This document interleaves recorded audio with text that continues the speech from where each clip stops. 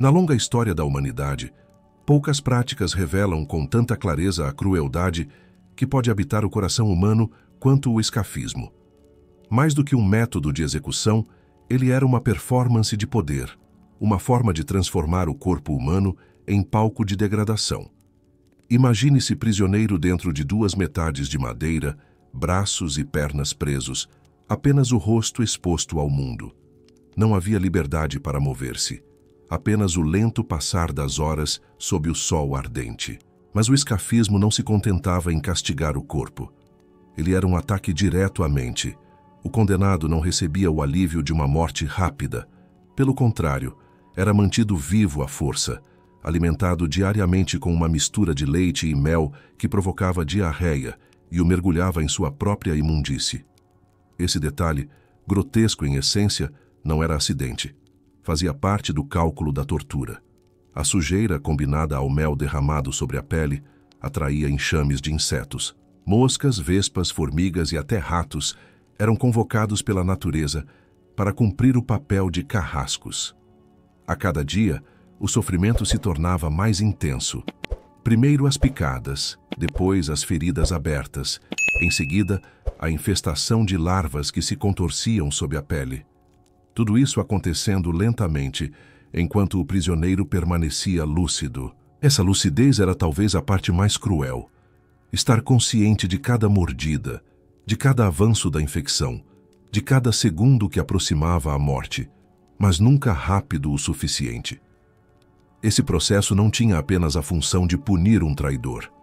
Ele era planejado para deixar marcas psicológicas em quem assistia. O condenado tornava-se um exemplo vivo do que acontecia a quem ousasse desafiar a autoridade. O escafismo era menos sobre a morte em si, e mais sobre o espetáculo do sofrimento, transformado em aviso para todos que ousassem sequer imaginar deslealdade.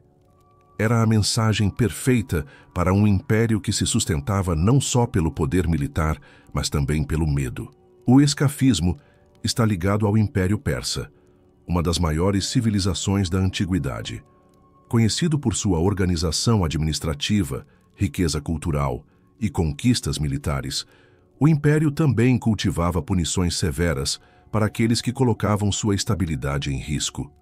Entre crimes comuns e traições, havia uma hierarquia de punições. O ladrão podia perder uma mão, o assassino, a vida, mas o traidor, esse era condenado ao suplício mais desumano que o engenho humano pôde conceber.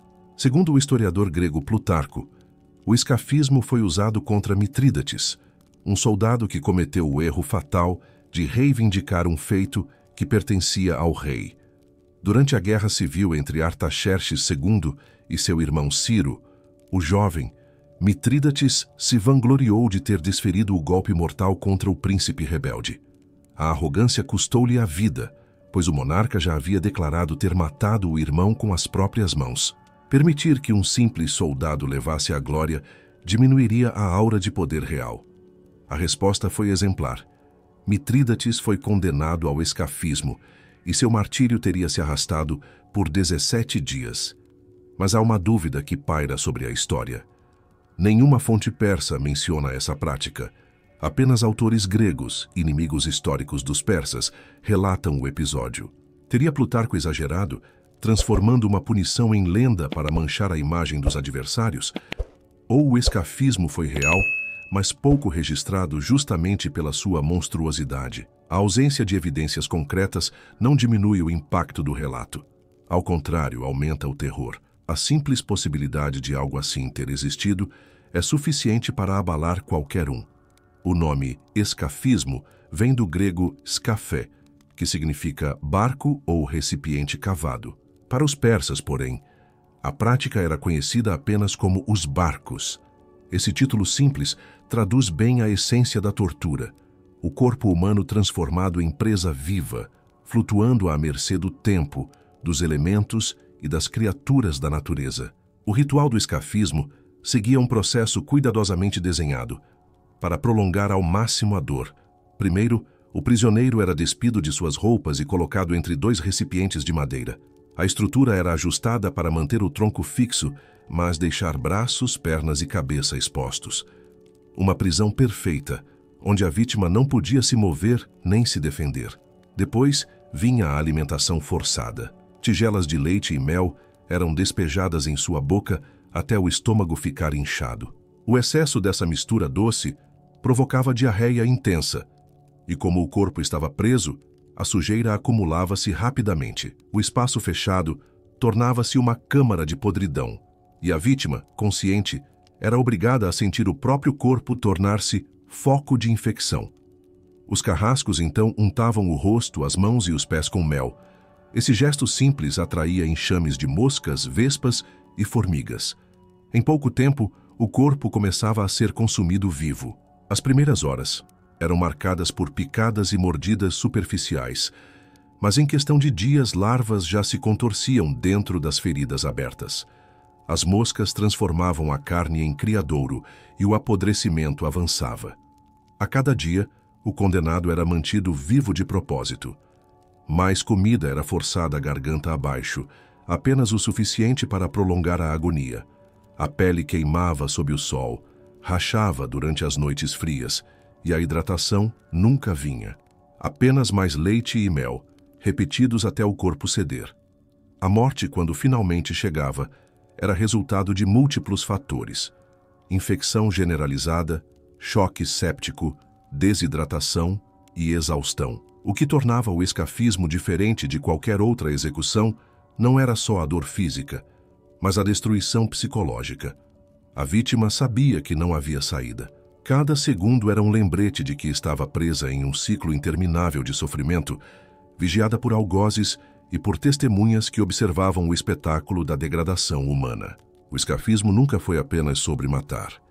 Era uma lição gravada no imaginário coletivo, um recado a todos os súditos. Desafiar o trono era escolher um destino mais cruel do que a própria morte. Essa combinação de medo e espetáculo tornou a prática um dos símbolos mais obscuros da disciplina persa. Mesmo séculos depois, o eco do escafismo reaparece em textos, lendas e referências culturais. Escritores como Shakespeare aludiram a punições semelhantes, e cronistas bizantinos resgataram a história, mantendo vivo o terror dessa prática. A ideia de usar a própria natureza, insetos, calor, sujeira, como carrascos, parecia tão grotesca que inspirou autores e marcou o imaginário popular. Práticas comparáveis surgiram em outros tempos e lugares. A crucificação romana, por exemplo, também buscava prolongar a dor e expor o condenado publicamente. No Japão medieval, criminosos eram deixados em pântanos, entregues aos insetos e à fome. Durante o século XX, horrores de guerra retomaram o mesmo princípio: manter vivos os prisioneiros apenas para que o sofrimento fosse máximo. Mas nenhum desses exemplos carregava o mesmo simbolismo macabro do escafismo. A grande dúvida permanece: até que ponto esse método foi realmente usado? Alguns acreditam que se tratava de exagero grego, propaganda para manchar os persas. Outros afirmam que, embora raro, o escafismo de fato existiu, e foi tão cruel que sua lembrança bastou para atravessar milênios.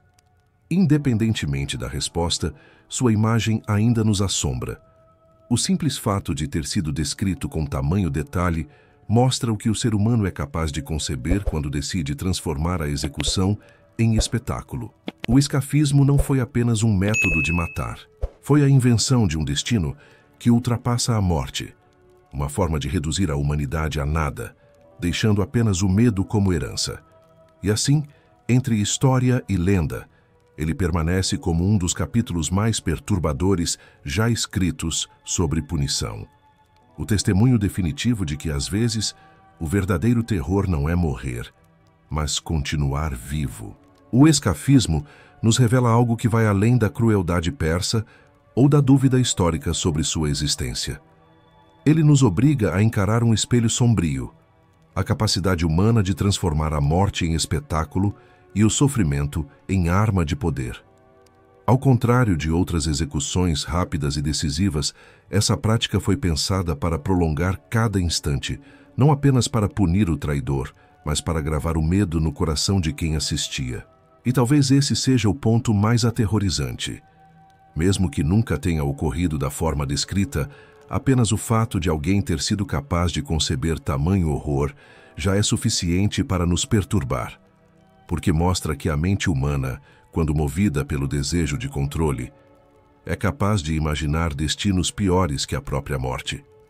Hoje, séculos depois, a palavra escafismo ainda carrega o peso de um pesadelo, não apenas como curiosidade histórica, mas como símbolo daquilo que o ser humano pode criar quando a compaixão é substituída pela necessidade de impor obediência através do medo.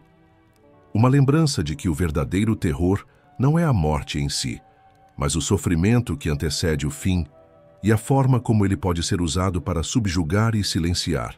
No fim, o escafismo permanece como uma cicatriz da imaginação humana. Um aviso que ecoa até os nossos dias. Quando a justiça se corrompe pela crueldade, ela deixa de ser justiça.